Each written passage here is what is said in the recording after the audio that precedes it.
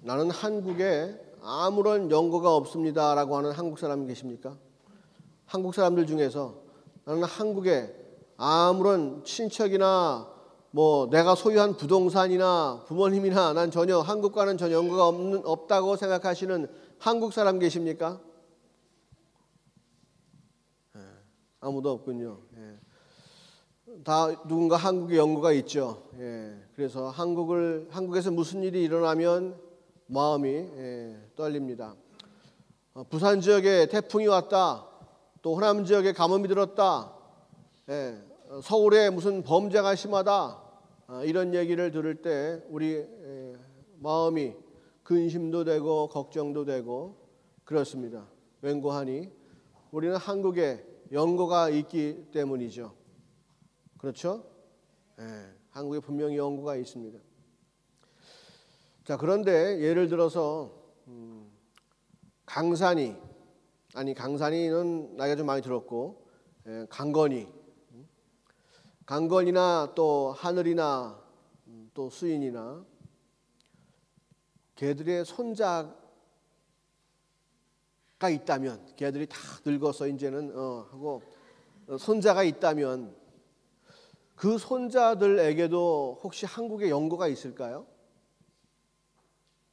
걔들이 여기 계속 살고 여기 산다면 그 손자들이 거기 있을까요? 그 뭐 관련된 뭐가 좀 있을까요? 그리고 한국에 무슨 일이 나면 그 강건이의 손자들이 우리 할아버지 땅인데 뭔가 그런 마음이 생길까요? 저희 어머니하고 아버지가 북한 출신인데 북한 일이 무슨 일이 났다고 해도 전 별로 마음이 감동이 없어요. 한 민족이기 때문에 무엇인가 우리 민족이 잘 됐으면 좋겠다라고 하는 그런 생각은 있지만 그런 개인적인 연고 때문에 그 땅을 생각할 수는 없어요. 별로 들은 바가 없기 때문이죠. 지금 느헤미야는 어떤 처지에 있냐면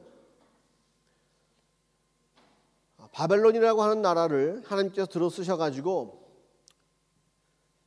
이스라엘이 범죄하고 하나님께 죄를 지었을 때에 그 바벨론을 통해서 하나님께서 이스라엘을 치셨어요. 그리고 예루살렘에 살고 있는 사람들을 이제 다는 아니고 수만 명을 포로로 끌고 바벨론 땅으로 왔습니다. 한 1000km 정도를 끌고 왔어요. 뭐 지금이야 1000km 비행기로 가면 금방 가지만은 1000km면 비행기로 1시간 반이면 가죠. 그죠? 그런데 옛날에는 상상할 수 없는 거리잖아요. 떨어져 와서 지금 근 80년 이상을 그 바벨론 땅에 지금 살고 있는 거예요. 80년. 80년이면 첫 번에 온 사람을 한 30세로 치고 80년이면 90년 지났다고 치면 3세대가 지난 거죠. 할아버지, 아들, 손자, 증조 할아버지가 되는 거예요. 증조 할아버지, 할아버지, 아버지, 아들, 손자 이렇게 되는 거죠. 그럼 느헤미야가 누구냐? 그 중에 손자뻘 되는 거예요. 이 느헤미야는 쉽게 말하면 예루살렘에 가본 경험이 없는 그런 사람일 수도 있어요. 그런데 오늘 이상하게도 오늘 본문에서는 이 느헤미야가 예루살렘 소식을 듣고서는 눈물을 흘리면서 금식하며 기도한다 이렇게 나와요.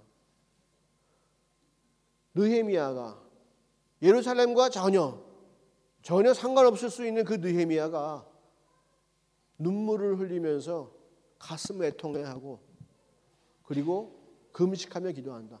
아니 예루살렘 성에 무슨 자기 친척이 죽었거나 자기 조상이 자기에게 물려준 땅 문서가 무슨 누가 뺏었다든가 이런 것도 아닌데 예루살렘 성벽이 무너지고 그 땅에 사람들이 지금 고난당하고 있고 성벽이 무너지고 성문이 불에 탔다는 소식을 듣고서 금식하며 기도하는 거예요.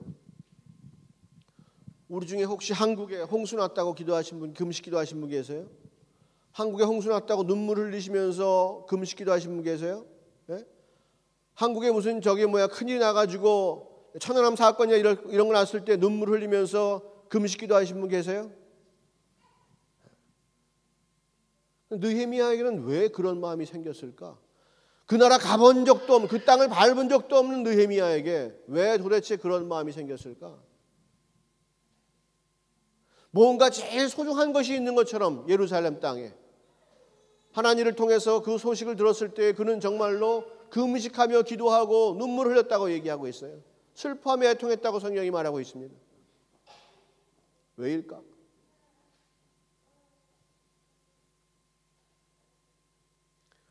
지금 강건이가 여기서 태어나고 한국 한 번 가봤나 두 번 가봤나 정말로 가본 적이 없는데 강건이도 한국말 되게 잘해요. 네? 한국말 되게 잘해요. 네. 하늘이도 마찬가지고 우리 교회 주일학교는 한국말 다 잘해. 네. 왜 그러느냐? 부모님께서 계속해서 한국말을 가르쳐 주니까 한국말을 잘하는 거예요. 지금 당장이라도 한국말을 안 하게 시키면 성장했을 때 한국말 못할 거예요.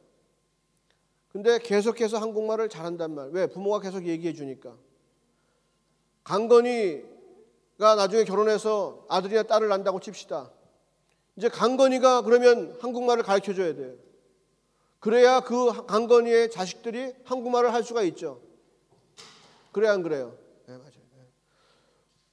우리 주변에 보면 여기 2세, 3세 되시는 분들 가운데 한국말 전혀 못하시는 분들도 계시잖아요. 그죠? 예. 그게 당연한 거예요. 그게 당연한 거예요. 예. 그런데 지금 3세, 4세가 됐는데도 느헤미야는 관심을 갖고 있다는 게 너무나 신기한 거예요. 제가 보기에는. 도대체 어떤 교육을 어떻게 시켰길래 그런 일이 벌어질 수가 있을까? 유대인들이 계속해서 정말로 왜 우리가 택한 백성인데 왜 우리가 망해야만 했는가? 왜 우리가 이 땅까지 쫓겨와야만 했는가? 그 사실을 계속해서 생각했겠죠. 그리고 성경 말씀을 읽고 또 읽으면서 왜 우리가 이렇게 돼야만 했는가라고 하는 것을 성경 속에서 그 이유를 발견했을 거예요. 그리고는 자기 자식들에게 계속해서 자기들이 쓰고 있는 그 말로서 히브리어로 계속 이야기를 해줬겠죠. 그것이 대를 이어 나오는 거예요. 2세만 돼도 3세만 돼도 아주 힘든데 그것이 대를 이어서 흘러내려오고 있는 거죠.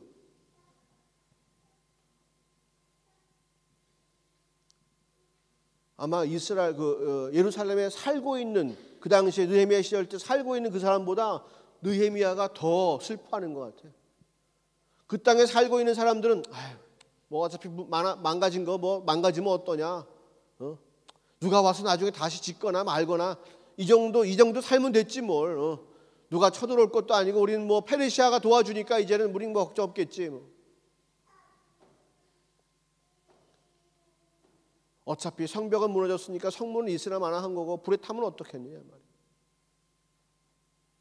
그 예루살렘에 살고 있는 사람보다 오히려 더 지금 1000km 떨어져 살고 있는 느헤미야의 마음이 더 불타는 거예요. 예루살렘을 사랑하는 마음이 더 불타는 거예요.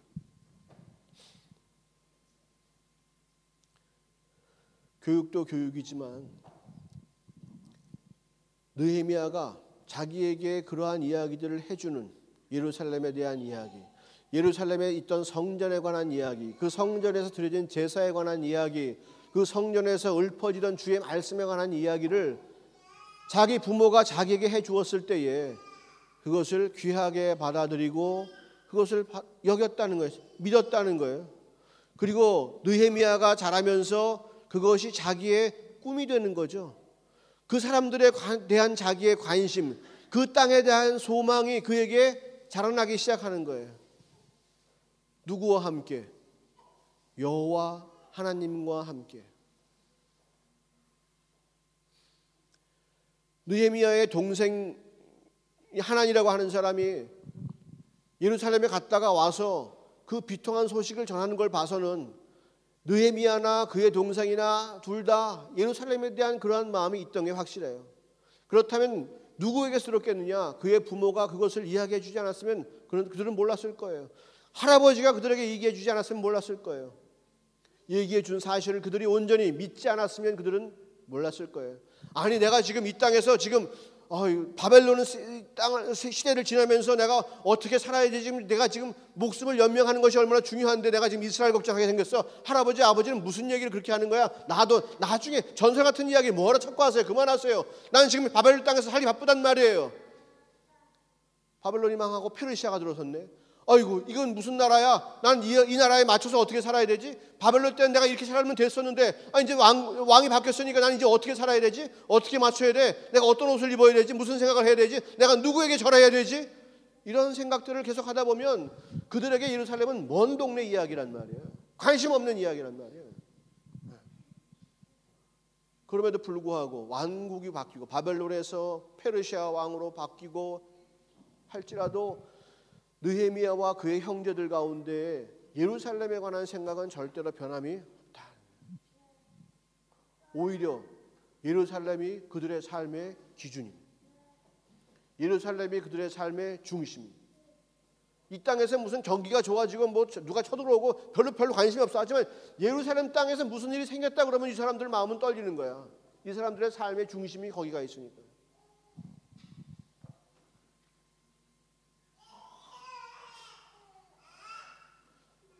느헤미야가 굉장히 열심히 살았나 봐요.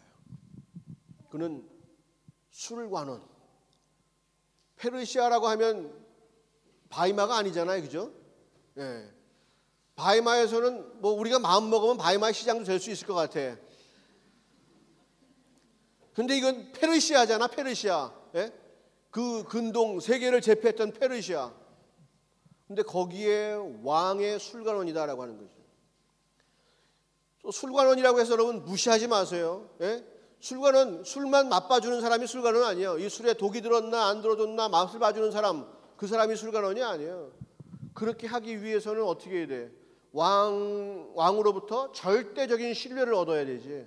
왕이 자기 목숨과 관련되어 있는 사람이기 때문에 절대적인 신뢰를 얻어야 되고, 그리고 신뢰만 갖고 되는 것도 아니야. 왜? 늘 왕 옆에 있어야 되니까 왕을 즐겁게 해주고 왕을 지혜롭게 해주고 왕을 현명하게 해줄 수 있는 영향력을 끼치는 사람이 되어야 되거든. 이건 보통 높은 사람이 아니에요. 왕보다 지혜가 많은 사람이고 왕을 가르칠 수 있는 사람이어야 된단 말이에요. 그러니 느헤미야가 이게 보통 사람이 아니라요. 자기의 관심은 어디 가 있어요? 예루살렘에 가 있는 거예요. 자기의 관심은 누구에게 있어? 이스라엘에 가 있는 거예요. 하지만 자기는 지금 이 페르시아 땅에서 수산성에서 누구를 섬긴다? 아닥사스다 왕을 섬기는 거예요. 페르시아의 왕을 섬기고 있단 말이에요. 자기는 자기가 왜 여기까지 왔는지 알지 못할 거예요. 그 사람은 주어지는 일마다 성실했겠지만은 그가 정말로 인생의 목표를 나는 꼭 왕궁에 들어가서 살 거야. 나는 페르시아 왕 옆에 살 거야. 내가 페르시아 왕은 될 수 없지만 그 옆에서 떨어지는 떡고물 내가 얻어먹으면서 사는 것으로 난 만족할 거야. 만약 그것이 느헤미야의 인생의 목적이었다면 그 왕 앞에서 예루살렘 이야기는 절대로 하지 않았을 거예요. 왜? 내가 만일 우리 왕을 아닥사스다 왕, 내 밥줄, 내 평안한 인생을 보장해주는 이 보험, 내가 이 사람의 심기를 내가 괴롭히면 무슨 벼락이 떨어질 줄 알고 내가 감히 그 앞에서 먼저 예루살렘이 어쩌고저쩌고 그 얘기를 해? 내가 못하지. 내가 어떻게 그 앞에서 예루살렘이 잘못됐다고 그래서 내가 얼굴 상한 이런 꼴을 하고 앉아있어? 못하지. 잘 얻어먹으려면 하려면 어떻게 해야 돼? 항상 웃어야지. 왕 앞에서. 예. 근데 이 사람은, 느헤미야는 너무나 그 상심이 큰 거야. 예루살렘이 망했다고 하는 그 성벽이 무너졌다고 하는 성문이 불탔다고 하는 그 지역 사람들이 괴롭힘을 당했다고 하는 사실이 너무나 괴로운 거예요. 그러니 자기가 섬기는 왕 앞에서도 얼굴에 수심이 가득할 수밖에 없는 거예요. 그 마음이 온전히 누구의 마음과 같아요? 자신이 택하신 백성을 사랑하는 하나님의 마음과 느헤미야의 마음이 하나가 된 거예요. 느헤미야는 그냥 자기 조상의 전통을 따르기 위해서 종교 생활한 것이 아니라 비록 제사 드릴 수 있는 성전이 없다 할지라도 정말로 완성된 무슨 성경책이 없다 할지라도 들은 이야기, 읽을 수 있는 쪽복음 가지고 그는 하나님을 만난 사람이고 그의 가슴 속에는 하나님과 같은 사랑이 담겨진 사람이 돼서 하나님이 관심 있는 곳에 자기의 마음도 가 있는 거예요. 하나님께서 안타까워하시는 곳에 자기의 마음도 안타까워하는 거예요. 하나님이 하고 싶은 일을 자기도 지금 하고 싶은 거예요. 느헤미야의 인생의 목표가 술관원이 아니라고 하는 거지. 느헤미야의 인생의 목표는 유다의 총독이 되는 게 아니야. 결국 나중에 유다의 총독이 돼서 가잖아. 그 손 고치러. 하나님 마음을 품고 하나님의 일을 하고 싶은 그 마음, 그것밖에 없었거든. 그리고 자기에게 주어지는 일들에 대해서 성실하게 임했을 때에 주님께서 그를 술관원까지 올라 놓으셨지. 왜? 바로 지금 쓰시려고. 바로 이때 주님께서 이제 이스라엘의 예루살렘의 성벽을 재건하시는 일에 이제 느헤미야를 쓰시려고 지금까지 느헤미야를 아닥사스다 왕, 그 페르시아 왕 밑에 두었던 거예요. 놀라운 하나님의 비밀이에요. 하나님의 경륜이요. 우리보다 하나님은 머리가 분명히 좋으셔. 우리가 꿈꾸고 우리가 계획하고 내가 나름대로 내가 높아져 가지고 주님께 영광을 돌리겠다라고 하는 그 사실보다 주님은 훨씬 더 지혜로우신 분이에요. 그리고 나보다 더 나를 생각하시는 분이야. 내가 이 땅에서 무엇이 되는 것이 중요한 것이 아니라 이 땅에서 내가 어떻게 하나님의 일을 하는가가 더 중요한 것을 하나님은 알고 계시지. 그러니까 그 선한 마음 가진 느헤미야를 키우셔서 그가 성실하게 일할 때마다 그 일에 대한 결과를 분명히 주시고 그를 그것까지 높이시는 거죠. 우리의 관심은 뭐에 있어요? 높아지는 것에 있잖아요. 야, 술관원이라도 됐으면 좋겠다. 유다의 총독이라, 야, 그 자리를 어떻게 얻나? 그리고 내가 술관원이 되었으면 그때 내가 주님께 영광 돌릴 수 있겠다고 내가 계산하잖아, 그죠?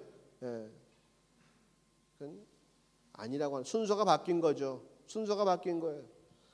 내가 하나님을 사랑하고 내가 주 뜻을 품었을 때 주님께서 나를 인도하시고 내가 묵묵히 그 길을 따라가면, 절대 마음 변하지 않고 그 길을 따라가면 그때 주님께서 나를 쓰시는 거지. 내가 죽을 힘을 다해서 무엇을 달성해 놓으면 그 다음에 주님께서 나를 쓰시는 것이 아니라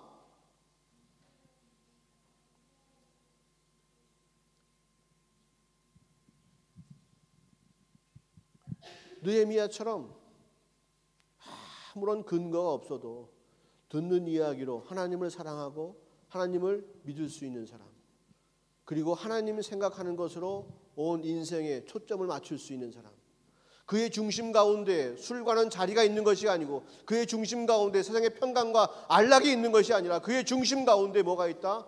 하나님의 마음이 있다는 거죠. 이스라엘 백성을 회복시키기를 원하시는 하나님의 마음을 아는 것이 느헤미야에게 있다는 거예요. 그가 기도할 때 뭐라고 기도하나 보세요. 예전에 솔로몬 성전에서 솔로몬이 기도했던 것보다 훨씬 더 영적인 기도를 하는 거예요. 하나님을 경외하고 하나님께서 이스라엘 백성에 하신 일들을 이야기하고 그 은혜에 대해서 이스라엘 백성이 어떠한 죄를 졌는가를 이야기하고 왜 우리가 오늘날 징계받아야 되는 것을 분명히 다 고백하고 자기 조상들의 죄, 자기와는 전혀 상관없는 그 조상들의 죄를 마치 자기의 죄처럼 고백합니다. 그리고는 자기 조상들에게 한 하나님의 약속을 마치 지금 자기에게 하신 약속과 같이 듣고 얘기합니다. 주님, 주의 백성이 회개하고 돌이켜서 주 앞에 나오면 주님께서 다시 모으시겠다고 하신 그 약속을 주님 이제 지키시옵소서. 그 기도에 대해 주님께서 응답을 하시겠어, 안 하시겠어? 당연히 하시지. 네가 지금 기도한 것 내가 원하던 바야. 네가 지금 입으로 얘기한 것 그건 내가 원하던 바야. 그러니까 주님께서 모든 것을 다 준비해 주시잖아요. 주님께서 이스라엘 성벽을 세우고 싶어 하시고 그 불탄 문들을 다시 만들고 싶으시고 이스라엘 백성을 위로하고 싶으신 것이 하나님의 뜻이에요.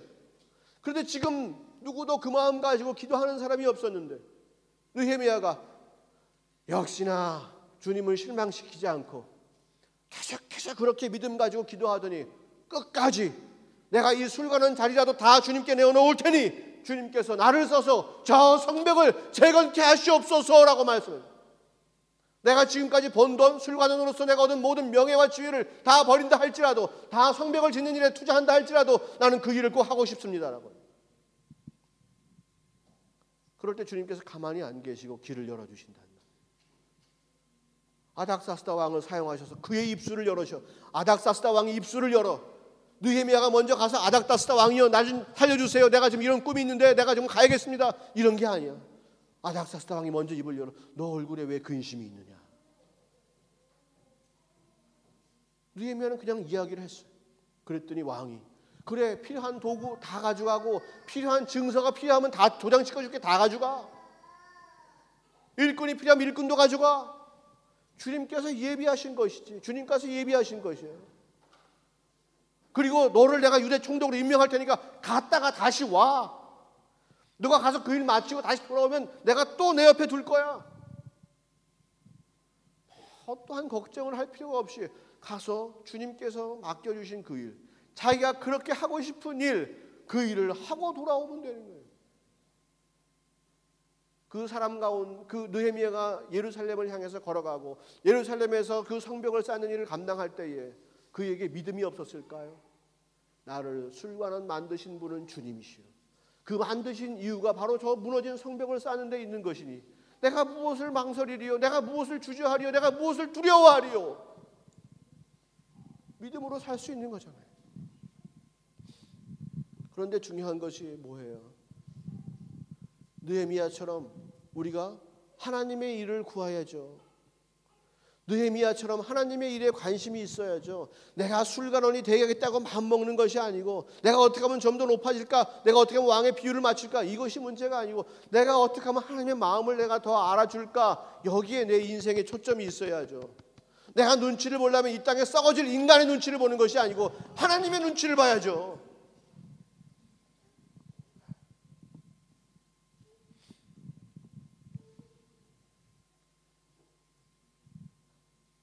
하나님이 사랑이시잖아요. 느헤미야를 보세요. 하나님의 사랑이 느헤미야에게 온전히 임하잖아요. 그를 책임져 주시잖아요. 아무도 관심 가지지 않는, 관심 가질 수가 없는 여건 속에 다 잊어버렸기 때문에 그냥 페르시아에 살아도 그만이에요. 그런데 하나님 마음 가지려고 하나님께 늘 기도하고 하나님께 가까이 나간 자에게 주님은 절대로 그를 홀대하지 아니하시고 그의 길을 열어주십니다. 인생의 소명이 술관원이 아닙니다. 인생의 소명이 유대의 총독이 아니에요. 그의 소명은 하나님의 일을 하는 것이 그의 소명이었어요. 그거 하고 싶은 거예요. 그러니까 아무리 높은 자리에 있어도 하나님 때문에 근심이 생기고 하나님 일을 감당할 때 기쁨이 생기는 거예요. 아닥사스다 왕이 아무리 칭찬해도 그에겐 기쁨이 없어요. 하나님의 일을 할 때 그에게는 기쁨이 생기는 거예요. 하나님께 칭찬받을 때 그에게 기쁨이 생기는 거예요. 예레미야 선지자도 이스라엘 땅을 바라보고 이스라엘 사람들을 바라보고 눈물을 흘린 사람들이에요. 이스라엘 백성이 죄 가운데 있고 하나님의 뜻을 모를 때에 그 이스라엘 백성과 예루살렘을 향해서 눈물을 흘린 사람이에요. 오늘 느헤미야도 이스라엘 백성이 고통당하고 성벽이 무너졌을 때에 하나님과 똑같이 눈물 흘린 사람이에요. 예레미야는 그 눈물을 흘리면서 고난을 당한 사람이에요. 감옥에도 갇히고 구덩이에도 갇히고 죽을 뻔도 하고 그랬어요. 느헤미야는 하나님 일을 하기 위해서 눈물을 흘렸지만 그 눈물 때문에 수료하는까지 된 사람이에요. 이럴 수도 있고 저럴 수도 있어요. 하지만 중요한 것은 뭐예요? 그 둘 다 축복받은 사람이에요. 왜요? 그들은 하나님 아버지의 뜻을 알고 하나님 때문에 울었기 때문에 복받은 사람이에요. 하나님의 마음을 가진 사람들이에요. 이 땅에서 예수님은 어떻게 사셨나요? 병들고 소외되고 가난한 자들 때문에 눈물 흘리셨어요. 바리새인 때문에 애통하셨어요. 예루살렘아 예루살렘아 애통하신 분이에요. 항상 성령이 충만하시고 항상 아버지의 뜻을 간구하시고 그의 뜻에 따라 움직이는 예수님께서 이 땅에 오셔서 예루살렘을 바라보시고 가슴을 치신 것이에요. 우리가 중요한 것은요, 예수님처럼 누울 데가 없고 또 예레미야처럼 감옥에 갇힌 한이 있더라도 하나님 마음과 같은 마음을 가져야 돼요.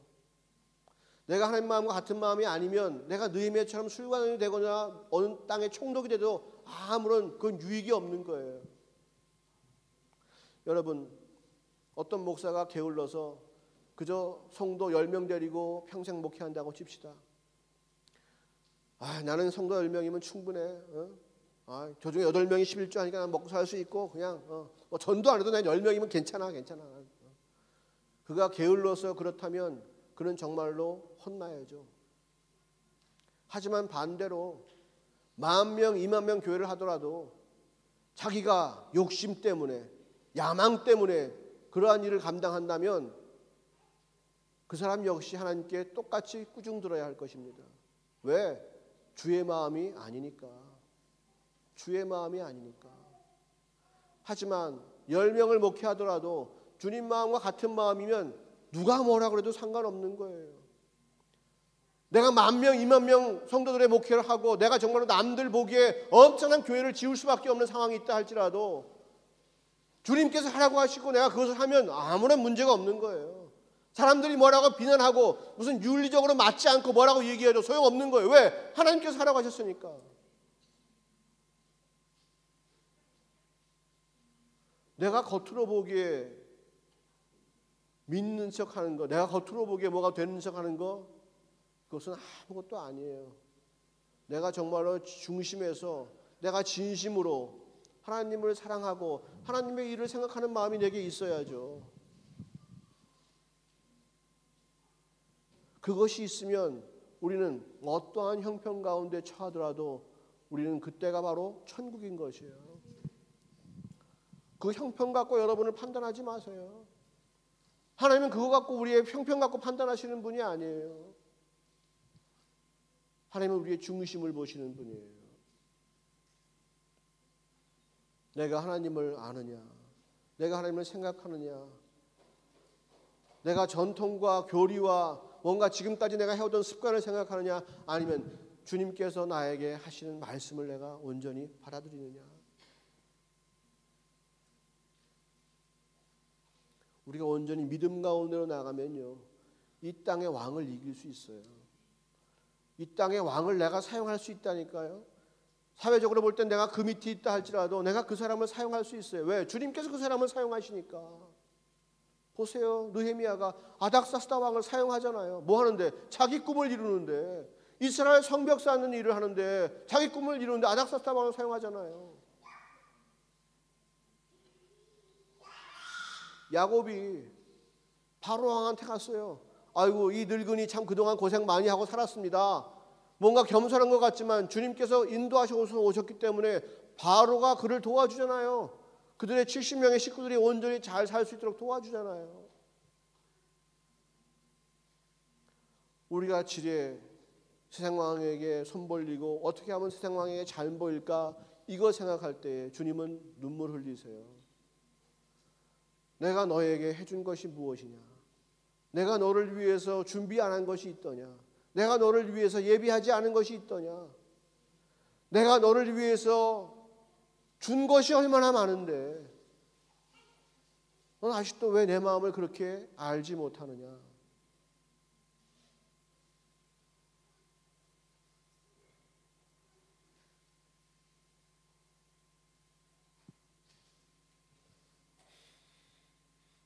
느헤미야는 포로 3세대 또는 4세대 그런 세대이기 때문에 하나님을 알지 못한다고 해도 누가 뭐라 그럴 사람 없을 거예요. 독일에서 3, 4대 살다 보면은 한국말 잊어버렸다고 누가 뭐라 그럴 사람 아무도 없을 거예요. 그런데 느헤미야에게는 그게 허용되지가 않는 일이었어요. 느헤미야에게는 하나님의 말씀이 진리였어요. 이스라엘 백성은 정말로 귀한 백성이었어요.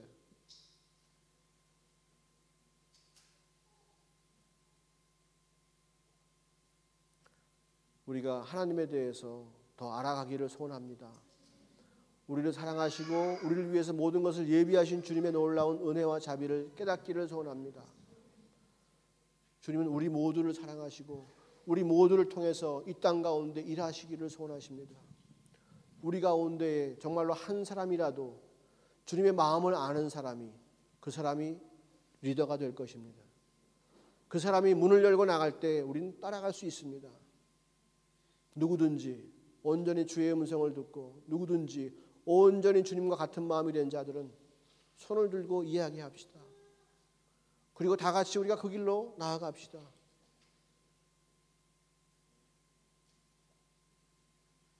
우리끼리 주의 음성을 듣지 못하고 우시두시 이렇게 모여 있으면 뭐 할 거겠습니까? 2시간 정도 노래하고 말씀 듣고 그냥 끝나면 끝이라면 뭐하러 자꾸 모입니까? 우리가 주의 뜻을 알지 못한다면, 내 인생을 향하신 주의 뜻을 알지 못한다면 우리는 반드시 구해야 할 것입니다. 거기서 포기하면 안 됩니다. 아무리 기도해도 주님께서 말씀하시자니 나는 기도를 포기하겠습니다. 그것이 아닙니다. 우리는 계속해서 구하고 주님 바라볼 때 느헤미야가 딱 주님의 때에 주님의 일을 하도록 쓰임받는 것과 마찬가지로 우리도 반드시 그러한 기회가 올 줄로 믿습니다. 지금 맡은 일을 귀중하게 여기지 않으면 이런 기회는 오지 않습니다. 주님께서 인도하시는 길을 내가 마다하면 이런 길은 오지 않습니다. 주님의 음성을 내가 듣지 않으면 이런 길은 오지 않습니다. 주님의 말씀을 만으로 여기면 이런 길은 오지 않습니다. 주님께 기도하지 않으면 절대로 이런 기회는 오지 않습니다. 내가 내 힘으로 술관원이 될 수는 있습니다. 하지만 내가 지금 기도하지 않으면 주님은 나를 쓰시지 않습니다. 내가 정말로 꿈이 술관원이 되는 것이 내 꿈이냐, 아니면 정말로 주님의 일을 하는 것이 내 꿈이냐, 내가 지금 무엇을 구하느냐.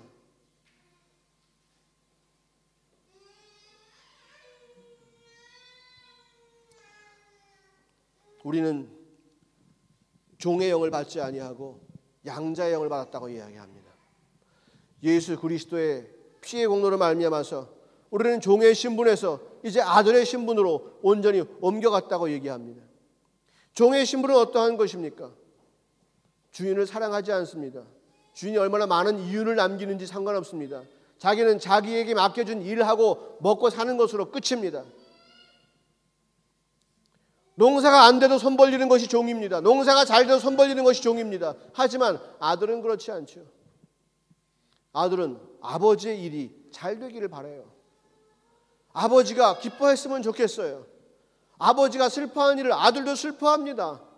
어떤 아들이 아버지가 슬퍼하는데 옆에서 낄낄 웃고 있다고 생각해 보십시오. 여러분 같으면 그 자식을 가만두겠습니까? 우리는 아버지와 같은 마음이 되는 것이죠. 아버지를 사랑하니까. 우리에게 있는 것은 양자의 영입니다. 아버지의 일을 아버지의 일처럼 아버지 마음 가지고 할 수 있는 그러한 특권이 우리 가운데 있습니다. 그러기에 종들은 저 밑에서 밥을 먹는 것이고 우리는 아버지와 함께 지내는 것입니다. 아무리 세상에서 높은 왕이라 할지라도, 아닥사스다 왕이라 할지라도, 페르시아 왕이라 할지라도 그들은 종일 뿐입니다. 주님께서 마음껏 쓰실 수가 있고 우리도 아들된 우리가 마음껏 부릴 수가 있는 권세가 우리 가운데 있는 것입니다. 세상을 두려워하지 마십시오. 두려워할 것은 우리의 뜻이 주님의 뜻과 같지 않다는 사실에 두려워하십시오.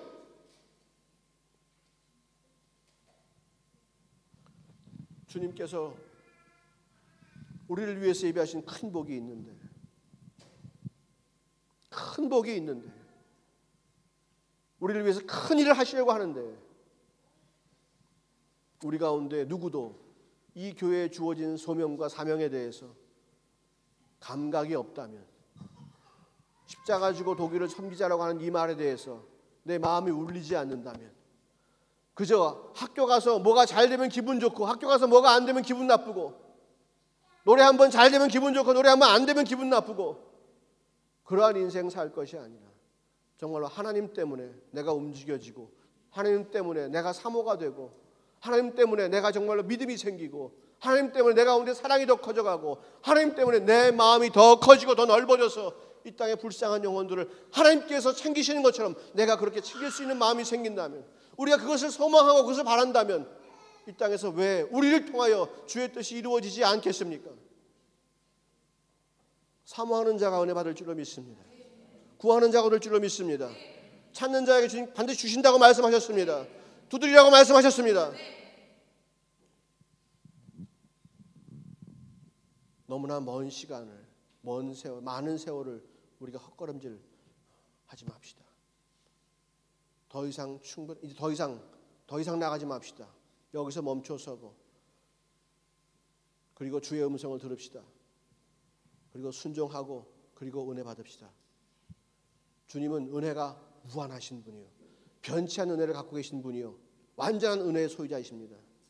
우리가 믿는 만큼, 믿음 가지고 지성소 안으로 들어가는 만큼 그 은혜는 우리 것이 될 줄로 믿습니다. 우리를 위해서, 한 사람 한 사람을 위해서 예배하신 은혜를 절대로 포기하지 맙시다. 우리 모두가 주님과 함께 승리합시다. 우리 한 사람 한 사람이 느헤미야처럼만 사용된다고 생각해 보십시오. 이 얼마나 복된 것입니까? 할렐루야. 온 독일 땅이 다 변화될 줄로 믿습니다. 아멘. 할렐루야. 기도하겠습니다.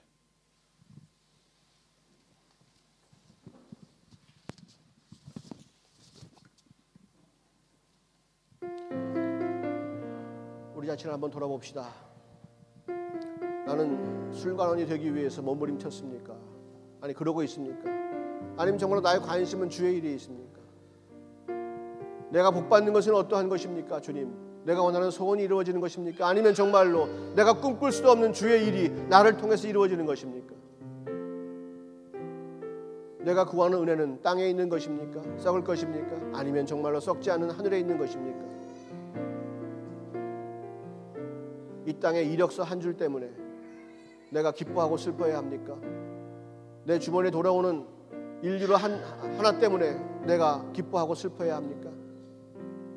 남들이 쳐주는 박수 소리 때문에 내가 기뻐하고 슬퍼해야 합니까?